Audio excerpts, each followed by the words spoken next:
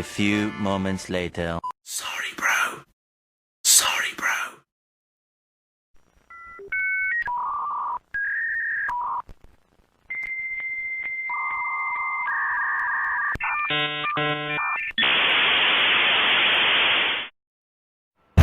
FBI, open up!